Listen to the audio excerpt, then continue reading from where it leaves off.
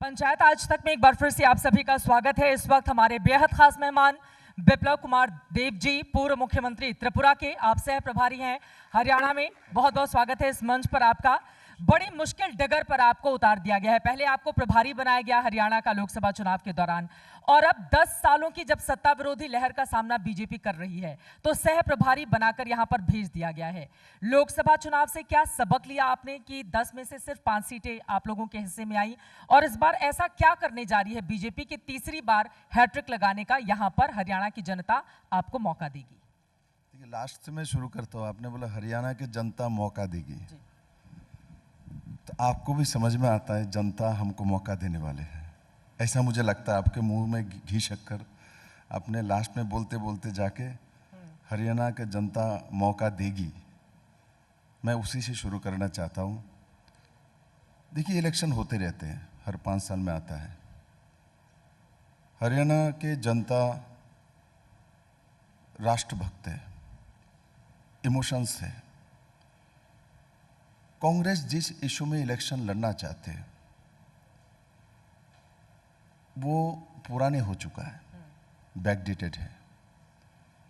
हरियाणा के नौजवान जानता है नरेंद्र भाई मोदी ऐसा एक प्रधानमंत्री है जिन्होंने बहुत सारी देश के सामाजिक परिवर्तन के लिए सरकार में रहते हुए काम किया है और डेवलपमेंट का भी किया है। अभी जो उन्होंने कैबिनेट के सिद्धांत लिया है, 1 नेशन 1 इलेक्शंस, ये भारत के आर्थिक स्थिति का बहुत बड़ा लाभ पहुंचाएगा। मैं भी सीएम रहा हूं, मैंने देखा 3 साल काम करने का मौका मिलता है 5 साल में, 2 साल कोड ऑफ कंडक्ट में रह जाते हैं। 1 नेशन 1 इलेक्शन होगा तो 4.5 साल कोई भी पार्टी का सरकार हो, काम करना चाहे तो कर सकता है। क्या हरियाणा के लोग जागरूक नहीं है? पूरे देश में पहला शिक्षित पंचायत हरियाणा में ही हुआ है। पूरे देश में सबसे ज़्यादा जो सेनाओं में परसेंटेज के हिसाब से ज़्यादा नौजवान जाने वाले हैं वो हरियाणा का ही है। आज उसी हरियाणा के भूमि में, जिस भूमि में पानीपत है, जिस भूमि में कुरुक्षेत्र का भूमि है, उसी भूमि के एक प्रांत से कांग्रेस के नॉमिनेशन दाखिल करने के लिए हातिन के प्रार्थी जाते हैं और वहाँ से नारा देता है पाकिस्तान जिंदाबाद, और उसका विरोध कांग्रेस के सर्वोच्च नेतृत्व से लेके हरियाणा का प्रदेश नेतृत्व आग बंद करके बैठा हुआ है वोट बैंक पॉलिटिक्स के लिए। पाकिस्तान जिंदाबाद का नारा किस कांग्रेसी नेता ने दिया?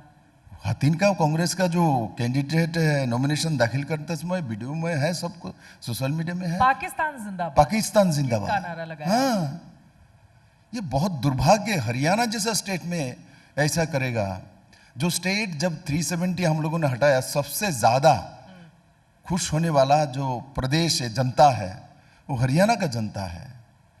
उस प्रदेश में इस तरीके से नारा देता है, और कांग्रेस पार्टी का तथाकथित तो सबसे बड़ा नेता सोनिया गांधी है, किंतु आजकल राहुल बाबा के पास ही है। अमेरिका के में जाके जो मन मर्जी आए बोलता है। तो इस तरीके से जो दायित्वहीनता का परिचय दिया जाता है। और हमारे पहले खट्टर साहब मुख्यमंत्री रहे, बाद में नायब सिंह सैनी आए। बहुत दिन बाद ओबीसी का चीफ मिनिस्टर लोगों ने देखा है। नायब जी के पास 57-58 डेज मिला है। सहज है, सरल है, कोई भी जाए उनके दरवाजा खुला है। आप लोग ये जो बार बार कहना ना कि 56-57 डेज मिले हैं नायब सिंह सैनी को, इससे दाग कहां धो सकती है? 10 सालों का हिसाब किताब आपको जनता को देना होगा कि बताइए क्या किया 10 साल हरियाणा की जनता के लिए आपने? 10 साल में सबसे बड़ा काम जो हरियाणा में, मैं किसी का नाम नहीं लेना आऊंगा, किंतु कोई एक मुख्यमंत्री पैसा देके नौकरी होता है, इस कारण से जेल में जाना पड़ा। ये हरियाणा ही प्रदेश है। हरियाणा में नौकरी बिना पैसा होगा, कभी किसी ने सपने में भी सोचता नहीं था। और हमारे सरकार आने के बाद बिना पर्ची, बिना खर्चा नौकरी हुआ है हरियाणा में। आज कांग्रेस के लोग सत्ता में आ जाएंगे तो इनके कैंडिडेट इनका वीडियो निकाल रहा है, जो चिंता मत करो, खुद का पेट भरेंगे, तुम लोगों को 2-2 हज़ार नौकरी देंगे। क्या बात बोलते हैं। सुप्रीम कोर्ट का जजमेंट आ चुका है, सुप्रीम कोर्ट का, जो आप कोई भी प्रदेश का मुख्यमंत्री हो, कैबिनेट हो, कुछ भी हो, आप रिक्रूटमेंट नीति के बिना कोई नौकरी नहीं दे सकते हैं। तो क्या हम लोग बेवकूफ सब बैठे? हरियाणा के लोग बेवकूफ है? 2000 नौकरी लेके जाएंगे, एमएलए बना दो, हम तुम्हारे घर में बांट के चले जाएंगे रेबरी। ये तो मैं पार्टी का छोड़ दीजिए, सुप्रीम कोर्ट का गाइडलाइन है, नहीं कर सकता है। मेरे पास आपके लिए बहुत सारे सवाल हैं कि लोकसभा चुनाव में जब आप प्रभारी थे यहाँ के, तो कहाँ कमियां रह गई कि भारतीय जनता पार्टी को सिर्फ आधी सीटों पर ही संतोष करना पड़ा 5? मैं उस सवाल पर आऊंगी, लेकिन उसके पहले चूंकि आप मुख्यमंत्री भी रह चुके हैं एक प्रदेश के, इस वजह से मेरा ये सवाल है, चुनाव के ठीक पहले ये जो मुख्यमंत्री बदल देती है, आपको भी जब बदला गया होगा आपके दिल पे क्या बीती होगी ये बताने की जरूरत तो है नहीं। तो ये जो मुख्यमंत्री बदलने का फॉर्मूला लेकर आती है, कभी गुजरात में, कभी त्रिपुरा में, कभी कहीं और, कभी हरियाणा में, जनता के बीच जाकर बताना मुश्किल नहीं होता है? देखिए, उसके बाद भी जनता जिताता है ना। गुजरात में भी जिताया था, त्रिपुरा में भी जिता ही था, हरा तो नहीं। उत्तर तो जनता दे रहा है। तो कौन सा सही कौन सा गलत निर्णय करने का क्षमता जनता के पास है। और आप लोगों डेमोक्रेसी को में कुछ पूछा जाता है या सीधे फोन करके बता दिया जाता है कि अब कल से मुख्यमंत्री नहीं हो? क्या थोड़ा अंदर की बात बताइए कि मतलब ये मुख्यमंत्री बदलने की जो प्रक्रिया है भाजपा की, ये क्या है? देखिए, प्रक्रिया हमारे आपको जब हटाया गया था हमारे तो पास पहले से पता था या अचानक से फोन आता और कहा जाता है कि बस अब टाटा बाय बाय? देखिए, निश्चित बातचीत होता है, हाँ। क्योंकि भारतीय जनता पार्टी के जो भी कार्यकर्ता है वो संगठन के माध्यम से बने रहता है। उस कारण से 10 दिन पहले भी बातचीत होगा तो मैं ना मीडिया में बोलूँगा ना मेरे साथी को बोलेंगे। इतना ट्रेनिंग हमारे अंदर होता है, इतना शिक्षा हमको दिया जाता है। हम लोग जानते हैं कि हमारे पीछे कोई राजवाड़ा कुछ है नहीं। जमींदार मेरे पिताजी का नाम हो सकता है, आपको गूगल देखना पड़ेगा। इस पार्टी ने ही मेरा परिचय दिया है। विप्लव देव का नाम आज आप बोलते हैं, जानते हैं, किंतु मेरे पिताजी का नाम आपको चित्रादी बोलो तो मेरे पिताजी का नाम बताइए, आपको गूगल देखना पड़ेगा। तो मैं कैसे स्वार्थान्वित हो सकता हूँ जो इस पार्टी के ऊपर मैं हूँ। मुझे इस पार्टी ने विधायक बनाया, पार्टी प्रेसिडेंट बनाया, चीफ मिनिस्टर बनाया, राज्यसभा एमपी बनाया, लोकसभा एमपी बनाया, नॉर्थ ईस्ट में पहला मैं किसी नॉर्दर्न साइड में आके प्रभारी बना। उसके बाद हरियाणा जैसा स्टेट में मुझे दरवन जी के साथ सहप्रभारी इलेक्शन का बनाया। पार्टी मुझे और कितना सम्मान, कितना ऊंचाई में पहुंचा। लेकिन एक बार कुर्सी पे बैठ जाओ तो उसका मोह तो होता है ना, उस मोह को छोड़ना बड़ा मुश्किल होता होगा। देखिए, कैसे खुद को समझाते हैं आप लोग कि बस अब आज से इस कुर्सी पे नहीं बैठना है? कोई भी सच्चाई तो चित्रा दी, कोई भी पद में, किसी भी पद में कोई बैठे हैं, जब उससे चले जाते हैं तो कुछ दिन तो खराब आपको लगेगा, जो नेचुरल है। किंतु पार्टी हमको इससे भी बड़े बड़े काम संगठन में दिया हुआ है। मुझे फुर्सत ही नहीं दे पाता है। मैं 4 बजे आके सोने की कोशिश करता हूँ, 2 बजे के पहले मैं सो ही नहीं पाता हूँ। 14 मई को मैंने रेजिग्नेशन दिया था 2022 में। मेरे ऐसा कोई भी दिन नहीं हुआ मैं 1 बजे पहले सो पाया। पार्टी इतना काम दे के रखता है। तो इसलिए हमारा प्रयोग जहाँ है पार्टी वहाँ कर रहे हैं। मुझे जो दायित्व दिया मैं कर रहा हूँ। मुझे लगता है उसमें ना जाके मुझे हरियाणा में जाना चाहिए, जो आपने क्वेश्चन किया। मनोहर लाल जी को जब हटाया गया था जो 5 तो उन्होंने आपको फोन किया होगा कि बताओ आप अपना दुख कैसे कम किया था, क्योंकि उनका भी दुख होगा ना। अभी दुख की बाद में वो चुनाव लड़ते हैं, बाद में वो केंद्रीय मंत्री बनते हैं। अभी दुख की बात नहीं, पहले मैं बताओ आपका उत्तर दूं। आपने बोला 10 सीट में से 5 हो गया, 5 सीट जीती आपने, 50% तो मिला है ना। अब कांग्रेस बोलता है बीजेपी है ही नहीं, 50% है ना, 50-50 में है ना, इतना तो है। अरे आप लोगों के लिए मुश्किल इसलिए है ना, देखिए जब भी लोकसभा के चुनाव होते हैं तो भारतीय जनता पार्टी का वोट प्रतिशत बढ़ जाता है। अब 19 में ही अगर मैं सही हूं तो आप लोगों ने 58% लोकसभा में हासिल किए थे, वो विधानसभा में जाकर बिल्कुल कम हो जाता है। हालांकि आपकी सरकार बनती है, पूरा मैंडेट नहीं बनता है। फिर अभी 2024 में आपका वोट शेयर पहले के मुकाबले काफी ज्यादा घट गया है, विधानसभा में आते आते वो और लुढ़क जाएगा। तो लोकसभा के लिए परिस्थिति बीजेपी के लिए अलग होती है, विधानसभा के लिए वो बहुत कम हो जाती है, खासतौर से हरियाणा जैसे प्रदेश में। मैं आपको बताता हूं, इस बार जो लोकसभा इलेक्शन बहुत लंबे समय में हुआ है, कांग्रेस में मिडिल में झूठ बोल के, अमित भाई का एक भाषण है तेलंगाना में, उन्होंने बोला ओबीसी एससी एसटी का रिजर्वेशन को काट के मुस्लिमों को देने का हम विरोध करेंगे, होने नहीं देंगे, यही बोला। कट मार के ओबीसी और SC ST का रिजर्वेशन होने नहीं देंगे। फेक न्यूज जो वायरल फेक हुई न्यूज थी, चलाया, बिल्कुल, हाँ। इसको फैलाया और SC समाज को विभ्रांत किया है। जो बीजेपी इसलिए 400 चाहते हैं क्योंकि संविधान बदल देंगे, और उसके बाद जब इलेक्शन में ये लोग जीत के कुछ लोग आए हैं, संविधान ले लेके घूम रहा था। इस देश में संविधान का अपमान किसी ने किया तो सबसे ज्यादा कांग्रेस पार्टी ने किया। इनकी सत्ता के बल पे इंदिरा गांधी ने इमरजेंसी लगाया, व्यक्तिगत कारण है। इमरजेंसी लग सकता है देश में कोई डिजास्टर हो, वार हो किसी के साथ, तब इमरजेंसी लगता है। इंदिरा ने इमरजेंसी क्या देश के हित में लगाया था, देश की पब्लिक के लिए लगाया था? व्यक्तिगत स्वार्थ है, मेरे क्षमता चाहिए, कांग्रेस में मैं बैठा रहूंगा, मैं ही प्राइम मिनिस्टर रहूंगा, किसी को करने नहीं दूंगा। डेमोक्रेसी का, संविधान का हत्या इन लोगों ने किया है। लेकिन इन मुद्दों पर आप हरियाणा को चुनाव तो नहीं जीतेंगे ना। हरियाणा में आप लोग ऐसा क्या करने जा रहे हैं कि यहाँ पर बीजेपी के ऊपर एक बार फिर से जनता भरोसा करेगी? मेरा सीधा सा सवाल है। और अगर आपको लोकसभा में नरेंद्र मोदी का चेहरा रहते हुए भी अगर पहले जैसा मैंडेट नहीं मिला, उसके पीछे की वजह क्या रही? आप यहाँ के प्रभारी रहे, बताइए क्या सबक सीखा आप लोगों ने? देखिए, मैंडेट नहीं मिला ऐसा कुछ नहीं होता है। तीसरी बार हमारी सरकार आई है, ये होता रहता है। हम लोग ऐसे घमंडी नहीं है जो नहीं सत्ता में बैठे हमको रहना ही चाहिए। आपने ये भी बोला भाई कैसे फोन आता है, आप लोग कैसे छोड़ देते हैं, कैसा फील करते हैं, ये फीलिंग बटने का हटने का हमारा है, हम इसको मान भी लेते हैं। कांग्रेस को नहीं है, कांग्रेस समझता है राहुल गांधी को इतना दिन हुआ जो कितने दिन बाद लीडर ऑफ अपोजिशन का उनका संख्या मिला है, पहले तो मिला ही नहीं था। तो अभी भी उसी घमंड में रहता है जो जैसे जवाहरलाल नेहरू जी अभी भी जिंदा है। तो ये जो स्टाइल है ये विप्लव देव का अंदर नहीं मिलेगा, ये स्टाइल भारतीय जनता पार्टी के किसी कार्यकर्ता अंदर नहीं मिलेगा। बाकी बात तो हरियाणा का है, हरियाणा के लोग जानते हैं ये इलेक्शन हरियाणा के जनताओं का इलेक्शन है।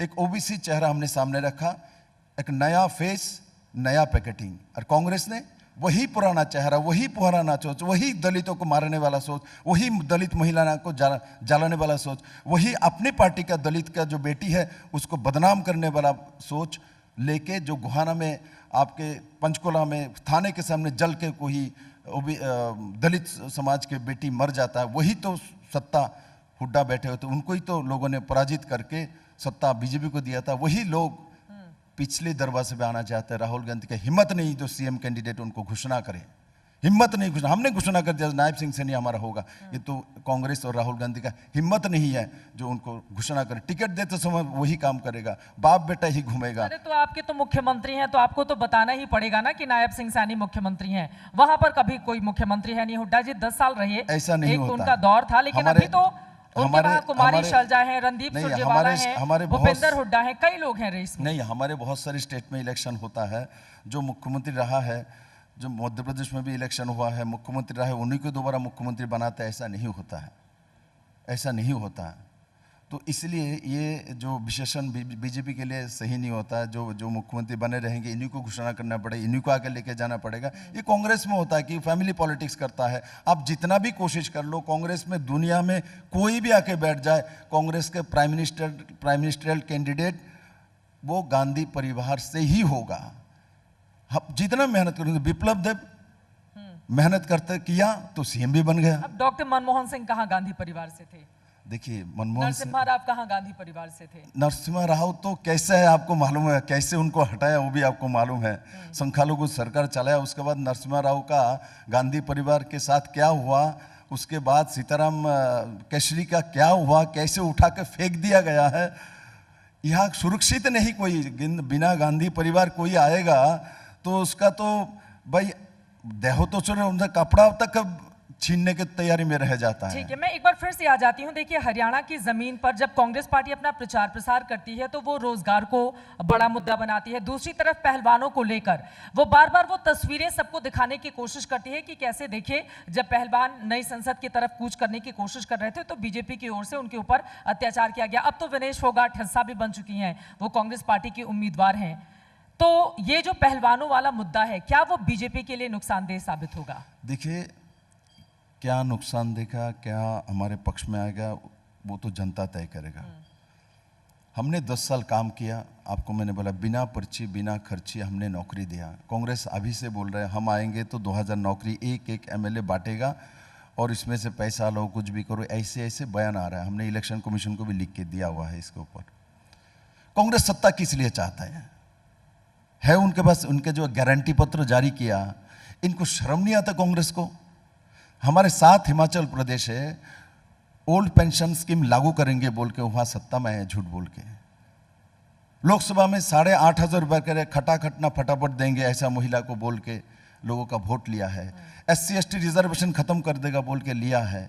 सब के सब झूठ है। मैं आपको कहता हूं, आप देखिए हरियाणा इलेक्शन वो इलेक्शन होगा, ये SC समाज के लोग, सिख समाज के लोग जिनको उन्होंने धोखा देके वोट लिया, भारत का जनता जागरूक जनता है, वो ऐसा सिखाएगा। मैं गांव-गांव में घूमता हूं, 2 साल में हरियाणा का प्रभारी रहा हूं। अभी इलेक्शन का भी मैं धर्मेंद्र जी के साथ देखने का मुझे मौका मिला है। मैं आपको लिख के दे सकता हूं, हरियाणा में इस बार जनता कांग्रेस को सबक सिखाएगा, क्योंकि झूठ बर्दाश्त हरियाणा के लोग नहीं करते ना। वो दिल साफ बिंदास आदमी है, सच बोलो तो दिल दे देगा, झूठ बोलो तो गर्दन काट लेगा। ये हरियाणा का जनता है और इस बार कांग्रेस का गर्दन काटने वाला है हरियाणा में। ये जो झूठ बोला है, चाहे SC के मामले हो, ST के मामले हो, महिला को 8,500 रुपए देंगे तो ओल्ड पेंशन स्कीम हो, सबके सब राजनीतिक झूठ तौर है। पर गर्दन मतलब झूठ है सब। वरना खून खराबे वाली बात तो कहना ठीक नहीं है। राजनीतिक तौर पर आप यहाँ पे बात कर रहे हैं, लेकिन मेरा ये सवाल है फिर से, देखिए यहाँ पर जब आप जनता के बीच जाएंगे तो आप लोगों से ये सवाल पूछा जाएगा कि मनोहर लाल जी को लेकर क्या दिक्कत हो गई थी। अभी संजय सिंह का मैं बयान सुन रही थी, जो आम आदमी पार्टी के राज्यसभा के सांसद हैं, उनकी ओर से कहा गया कि उनका शासन इतना खटारा था कि इनको आखिरी समय पे बदलना पड़ गया। देखिए आज देश का पावर मिनिस्टर है, पावर देने वाले, आपके यहाँ लाइट भी नहीं से जल रहा है, तो हरियाणा से लाके उनके देश का पावर मिनिस्टर बनाया गया है। अर्बन डेवलपमेंट मिनिस्टर है, बड़े बड़े बिल्डिंग बनाने का, इतने बड़े डिपार्टमेंट इसीलिए दिया गया है। क्या मोदी जी जानते हैं सक्षम है। अरे उनकी राजनीतिक जमीन मुख्यमंत्री वाली हटा के आप लोगों ने फिर अब कह रहे हैं कि बड़ी बिल्डिंग बना रहे हैं वो। क्या आज मोदी जी भी तो मुख्यमंत्री थे, तो इनको दिल्ली में नहीं आया? सेंट्रल पॉलिटिक्स में हम नहीं आएंगे? विप्लव देव भी तो मुख्यमंत्री था, सेंट्रल पॉलिटिक्स में नहीं आया? हम सभी लोग वहाँ बैठे रहेंगे तो सेंट्रल पॉलिटिक्स में आपके साथ कौन बैठेगा? चित्रा दी त्रिपुरा में मुख्यमंत्री होता तो मैं कहाँ आ पाता, होता तो आपको बोलता हेलीकॉप्टर भेजो, प्राइवेट क्राफ्ट भेजो, तो कुछ होता। यहाँ मुझे बताया गया है, मैं वहाँ हूँ तो मैं गुड़गांव में था, तो आधा with in half an hour notice में पहुँच गया। तो हम लोग को भी पहुँचने दीजिए चित्रा दी, आप लोगों के आसपास हम लोग को काम करने दीजिए। मैं इतना आपको कह सकता हूँ, मुझे पॉलिटिक्स कितना आता है मैं नहीं जानता हूँ। मैं हरियाणा को समझने की कोशिश किया हूँ। हरियाणा में भारतीय जनता पार्टी का निरंकुश शंकाग्रस्त सरकार बनेगी और कांग्रेस के झूठ का जवाब कोई स्टेट देगा तो हरियाणा के लोग ही देगा। हरियाणा लोग झूठ को बिल्कुल बर्दाश्त नहीं करता। ये कांग्रेस के झूठ पकड़ा गया है, इनको शर्म नहीं आया। OPS दोबारा लिख दिया। हिमाचल में अपने 7 वाला स्टेट में सैलरी नहीं दे पाते, इसको ढकने के लिए चीफ मिनिस्टर और उनके मंत्री परिषद MLA के बोलता हम सैलरी नहीं लेंगे। अरे इसी से तो काम थोड़ी होगा। आपने झूठ बोल के आपने सत्ता लिया, आपको देना चाहिए। हम नहीं बोलते, हमने भी, हमारा भी नड्डा जी ने हमारा संकल्प पत्र जारी किया, आप इसे पढ़ के देखो, हम दे सकते हैं। इन्होंने जो बनाया ये नहीं, किसी खानदान नहीं दे सकते, पैदा ही नहीं हो सकता। तो ऐसे ऐसे झूठ बोल के सोचता है, लोगों को लगता है एक बार झूठ बोल के ये हो गया, दूसरी बार बोलूंगा कि झूठ एक बार चलता है, दूसरी बार नहीं चलता, सच बार बार चलता है। इसलिए हम मानते हैं सत्यमेव जयते। और हरियाणा के इलेक्शन आप देखना, जात पात पंथ के ऊपर उठ के लोग डेवलपमेंट के लिए और सच्चाई के लिए और ट्रांसपेरेंसी के लिए वोट देगा। और मैं मानता हूँ नरेंद्र भाई मोदी जी का जो दिशा हरियाणा में, क्योंकि उन्होंने 4 साल संगठन महामंत्री के नाते काम किया। और मैं देखता हूँ मोदी साहब, मैं जो प्रभारी हूँ कभी कभी मिलता हूँ, तो जैसे मैं किसी का बोलूँ तो अच्छा वो ऐसा क्या कर रहा है, तो उनको पूरा मालूम है किसके घर में खाना खाया, क्या करता है, हर कार्यकर्ता के बारे में जानता है। तो मोदी जी के साथ पर्सनल टच भी है। कांग्रेस में राहुल गांधी के साथ पर्सनल टच में, आपने जाके सोनीपत में खेती में उतर गए इसलिए किसानों के साथ आपका संबंध हो जाएगा, ऐसा नहीं होता है, ऐसा नहीं होता। हम लोग गरीब, उन्होंने ठीक है भाई गांधी परिवार बड़े परिवार, गांधी भी भाई इनका तो सरनेम नहीं है, तो महात्मा गांधी जी का सरनेम है। हमको तो नहीं मिला, हमारा तो पिताजी का ही मिला, तो मैं इसमें जाना नहीं चाहता हूँ। तो ऐसे ऐसी बात, ऐसा ऐसा कहानी है, इस देश को सपना चाहता है। वो देश बहुत आगे निकल चुका है और हम अंग्रेज़ के पिट्ठू होना नहीं चाहते। हम इस देश के जनता को लेके हमको जो समझ में आया है वो ही हम करेंगे। लेकिन बीजेपी के लिए हम लोगों ने हाल ही में देखा, सिर फुटअव्वल का दौर चला जब टिकट बंटवारा हुआ आप लोगों में। आप लोगों ने मुख्यमंत्री बदल दिया 6 महीने पहले, 56 दिनों के लिए आपने नायब सैनी जी को मुख्यमंत्री बनाया। आपने प्रदेश अध्यक्ष बदल दिया, जुलाई के महीने में एक ब्राह्मण प्रदेश अध्यक्ष आप लेकर आते हैं जातियों को साधने के लिए। तो लोगों के बीच जाकर आपको इन तमाम बातों का जवाब आप बोलते हैं कि जाति पाति नहीं करती है बीजेपी, और जाति चुन चुन के आपको बताना पड़ा है नायब सिंह सैनी ओबीसी हैं, आपको बताना पड़ा है हमने ब्राह्मण एक प्रदेश अध्यक्ष दिया है। तो ये बातें तो आपकी ओर से गिनाई जा रही है ना। देखिए, तो फिर चित भी मेरी पट भी मेरी, जाति वाली पॉलिटिक्स भी नहीं करना है और जाति गिनाते भी रहना है। आप बताइए, जो चित्रा जी अब तो बहुत दिन में मीडिया हाउस में है, क्या बीजेपी को छोड़े बाकी सब कोई भी पार्टी, रीजनल पार्टी हो, कांग्रेस हो, क्या बीजेपी से ज्यादा डेवलपमेंट की बात करता है, बात किया है? 5th इकोनॉमी देश को लेके जाने वाला हमारे ही देश है, हमारा ही प्रधानमंत्री है। हमारा ही प्रधानमंत्री जिन्होंने लोकसभा के पहले बोला, जो महिला के लिए, युवाओं के लिए, किसानों के लिए, अन्नदाता के लिए हमको वोट दीजिए, हिम्मत तो करता है ना। हमारा ही प्रधानमंत्री जिन्होंने 3 तलाक की जो कुप्रथा था, ये मुस्लिम वोट बैंक पॉलिटिक्स करता है कांग्रेस, इतने दिन पे मुस्लिम करता है, हिम्मत नहीं हुआ मुस्लिम महिला को बचाने की।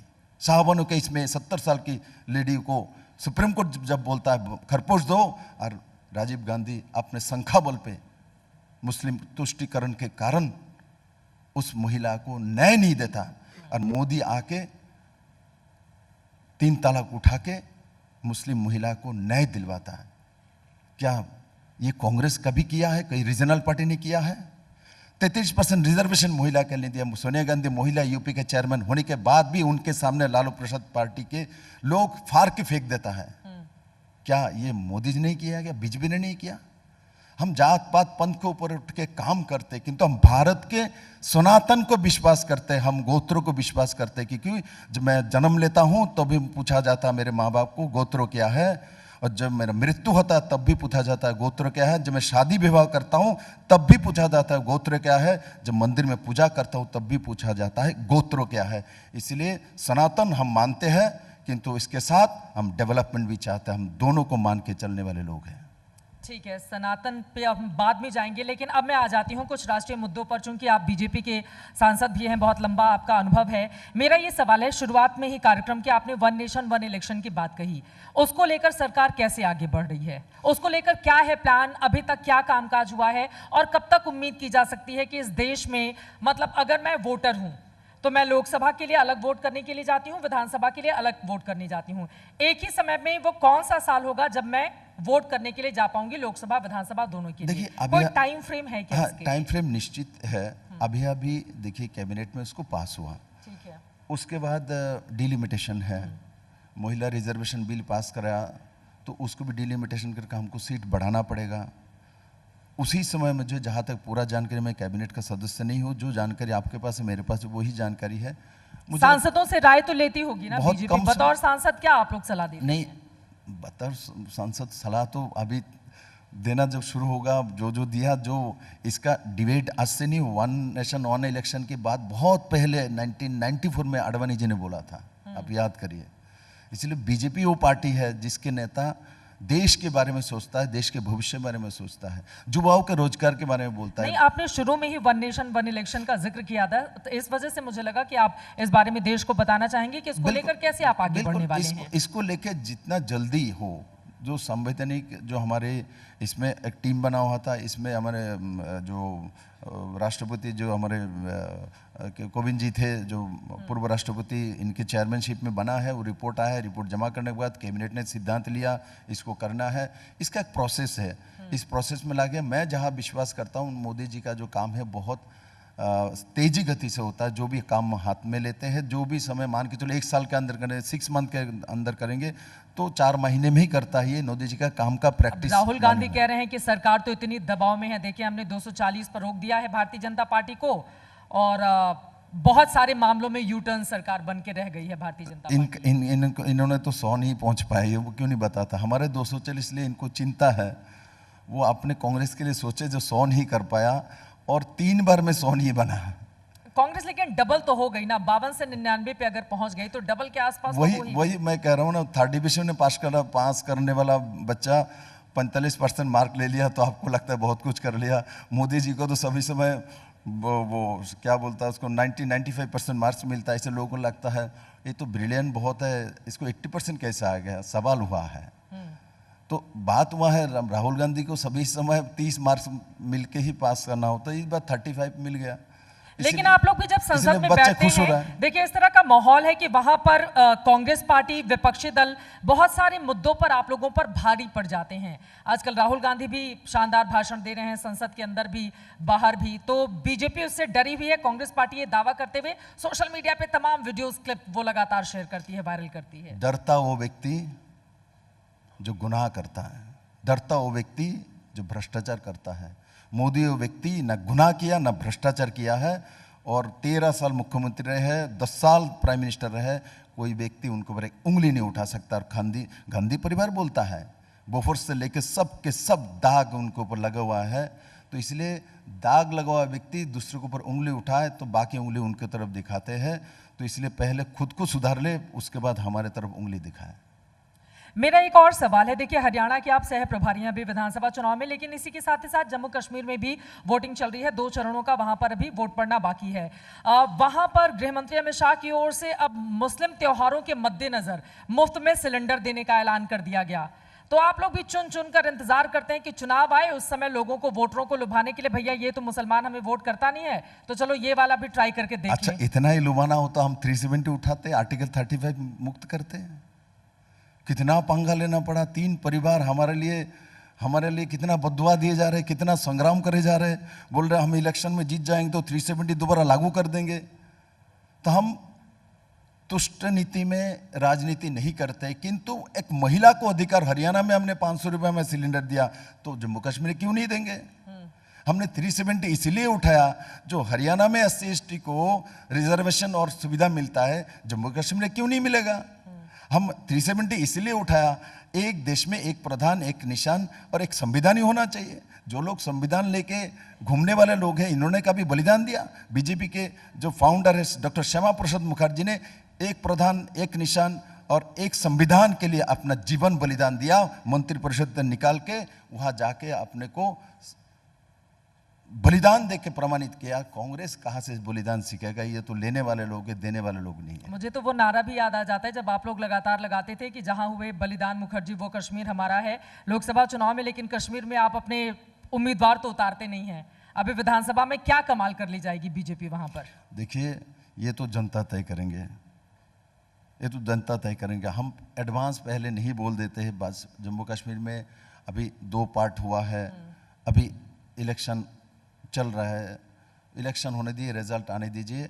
मैं आपको कह सकता हूँ हमारे ही सरकार बनेंगे, हमारे ही सरकार बनेंगे। चलिए ठीक है, नेताजी तो बहुत बड़े बड़े दावे करते हैं, लेकिन फिर से लौट कर आते हैं हरियाणा में, जिसको लेकर 90 सीटों का ये दाव है। इतना बड़ा चुनाव है और 10 सालों की सत्ता विरोधी लहर भी है। हमने हुड्डा जी को इसी 10 सालों में जाते हुए 2014 में देखा और बीजेपी की सरकार को आते हुए। लेकिन मेरा अब आपसे अगला ये सवाल है, क्योंकि हाल ही में जब लोकसभा के चुनाव संपन्न होते हैं, उसके बाद कांग्रेस पार्टी ने जो फूंक फूंक कर टिकटों का बंटवारा किया है, वहां पर भी विरोध की आवाज उठ रही थी, लेकिन बीजेपी जितनी मुखर वो उस तरह से सुनाई नहीं दी। इसका एक गलत परसेप्शन लोगों के बीच गया है कि बीजेपी कमजोर हो रही है। आया राम गया राम की पॉलिटिक्स भी हमने देखी, कितने लोगों ने पार्टियां छोड़ी। आपके मुख्यमंत्री आपके एक नेता को, जो कई बार के विधायक रहे, उनको नमस्कार करते हैं, वो इग्नोर करके चले जाते हैं। तो ये स्थिति आपके लिए हरियाणा में आप ये भी देखो, मैंने भी तब मुख्यमंत्री से बात की, मैंने भी टीवी में ही देखा। हाँ। उस महान हस्ती के बारे में तो नहीं बताऊंगा मैं, किंतु ये भी देखो हमारा मुख्यमंत्री, जो मैंने पहले बोला कैसा मुख्यमंत्री है, इतना सहज सरल है। वही तो टीवी में मैं भी देख रहा था, इतना सरल सीधा है। वो जो भी किया है, नाराज हो ही सकता है, गए है, नमस्ते उसने किया नहीं। चुनाव के समय तो सरल और सीधा दिखना पड़ता है ना। चित्रा जी, उन्होंने नमस्ते नहीं किया मुख्यमंत्री को, इससे मुख्यमंत्री का सम्मान नहीं घटा, उनका घटा है, उनका सम्मान घटा। मैं हरियाणा देखता हूँ, जैसे वो नाच रहा था ना, अभी वो सीट हम जीत के आ रहे हैं, क्योंकि उन्होंने मुख्यमंत्री को जिस तरीके से इग्नोर किया, जिस तरीके से ऐसा किया, उसका परिणाम जनता उनको एक्सेप्ट नहीं करने वाले हैं और वो आगे देखने वाले हैं। देखिए, आप जैसा व्यवहार करेंगे, आपके व्यवहार आपके पास ही रहता है, आपके बॉडी लैंग्वेज आपके पास ही रहता है, मेरे पास नहीं आ सकता है। आपका बॉडी लैंग्वेज मुझे खराब दिखाएंगे, इसलिए मैं आपके साथ खराब करूंगा, मैं इस मंत्र में विश्वास नहीं करता। आप, हाँ ठीक है, इसलिए एक गाल में आप टिकट काटेंगे उसको नाराजगी का अधिकार तो देंगे ना। साथ एक तो टिकट भी काट दो, सामने वाला नाराज भी ना हो। टिकट काट दो क्या? टिकट क्या उनका जन्म सिद्ध अधिकार है? कई बार के विधायक रहे वो। कौन सा कई बार का अधिकार विधायक रहे हैं? पिछले बार जीता है क्या? इसलिए अपना अधिकार तो जनता ने उनको उनके जनता के सामने खो चुका है।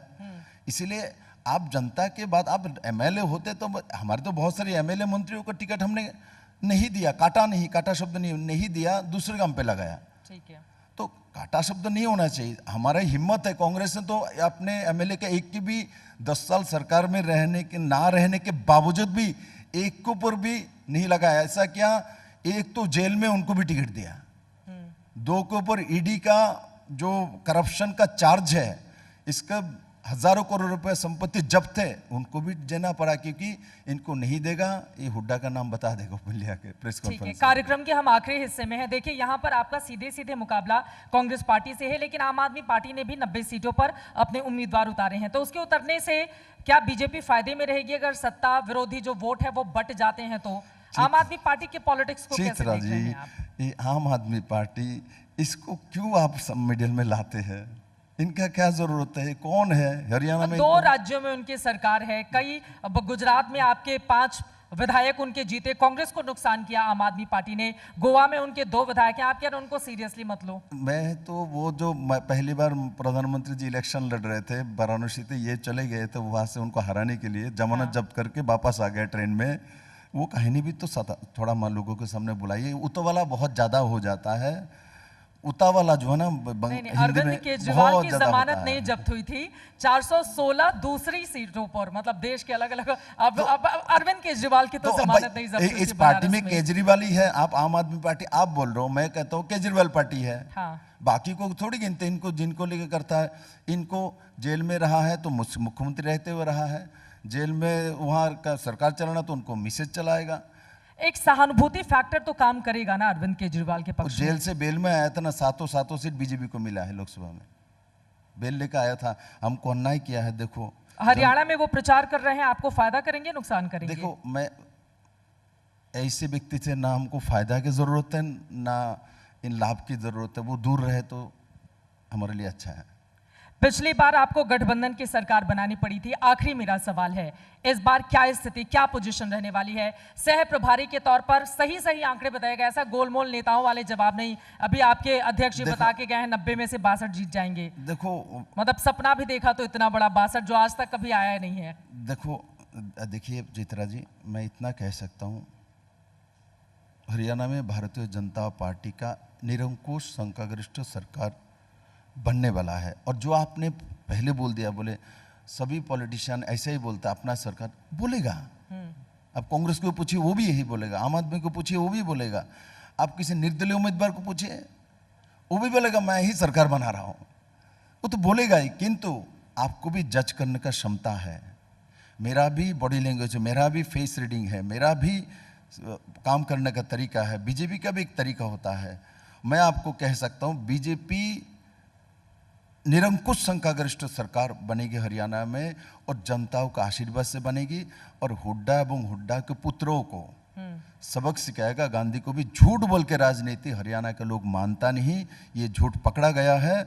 और ये झूठ का आंसर हरियाणा के जनता ही दे के भारत में दोबारा भारतीय जनता पार्टी के साथ जो अन्याय इन लोगों ने झूठ बोल के किया था, इलेक्शन में लड़ो कुछ भी करो, किंतु एक झूठ बोल के करना वो ठीक नहीं है। और इसका जवाब हरियाणा के कोई आंकड़े आप देना चाहेंगे? मैं तो आपके माध्यम से हरियाणा के जनता को इतना ही कहना चाहता हूं, मैं बहुत दूर से नॉर्थ ईस्ट से आया हूं, मुझे आपके साथ काम करने का मौका मिला। और चाहे ओपोजिशन में हो दीपेंद्र जी, उनके पिताजी हो और बाकी सब लोग हो, इनके साथ भी काम करने का मौका मिला है। ये सब बड़े बड़े लोग हैं, मैं तो छोटे राज्य से आया हूँ, इनके साथ बैठने का उठने का मौका मिला, ये मेरे जीवन में याद रहेगा। किंतु इतना मैं जानता हूँ, हरियाणा के लोग दिलदार है स्वाभिमानी है और अपना दिल और स्वाभिमानी और मन और दिल और सबकॉन्शियस माइंड को पूछ के वोट करिएगा। और जो वोट करेंगे वो हरियाणा को हित में, हरियाणा के जनता को हित में करना है। चलिए, बहुत धन्यवाद आपका पूर्व धन्यवाद। मुख्यमंत्री जी, सांसद जी, आज तक के इस मंच पर आने के लिए और हमसे बातचीत करने के लिए। नेताजी के दावे में कितना दम है ये देखना होगा, लेकिन हैट्रिक वाली सरकार बनाने का दावा भारतीय जनता पार्टी की ओर से लगातार किया जा रहा है। बहुत ज्यादा वक्त बचा नहीं है, 5 अक्टूबर को जब यहाँ पर वोट पड़ेंगे तो देखना दिलचस्प रहेगा कि यहाँ की जनता किसके हिस्से में करती है कितना वोट। अभी के लिए दीजिए इजाजत। बहुत धन्यवाद, शुक्रिया सर।